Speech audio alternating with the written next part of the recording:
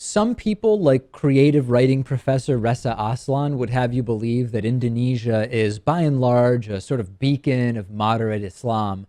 We're going to be putting out a video soon that contradicts that pretty directly and strongly. But in the meantime, I have an anecdotal story to tell you about a woman who was accused of being too friendly with a man she was not married to, as well as the man himself.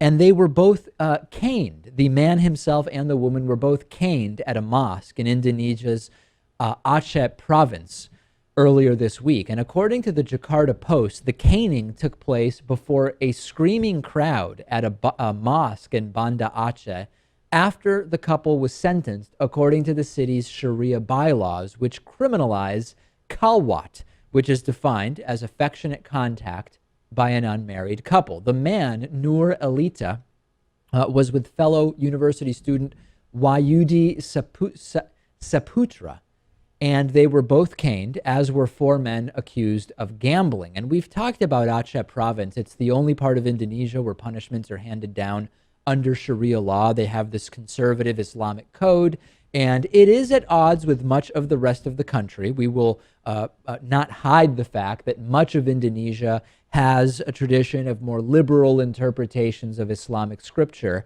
But the problems are not just in Aceh province in Indonesia. Indonesia has a big female genital mutilation problem that is basically contained within Indonesian Muslims and doesn't exist among other religions in the country. There's a huge problem as far as gender rights in Indonesia, where migrant women have disproportionately been the victims of arbitrary strip searches. Unmarried women aren't given proper access to contraceptives. The legal definition of rape is extremely narrow.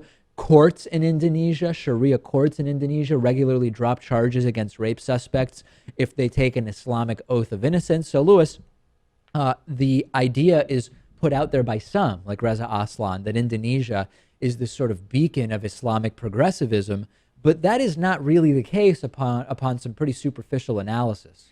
Not at all. I mean, I guess if you just want to compare Sure. other countries, yeah, I mean, it might be heaven compared to Saudi Arabia. But as you can see here, it's things are still not I don't know what you would say, not ideal. Certainly not representative of progressive values, to put it very, No very doubt. lightly. And we will have a big expose early next week about exactly this issue.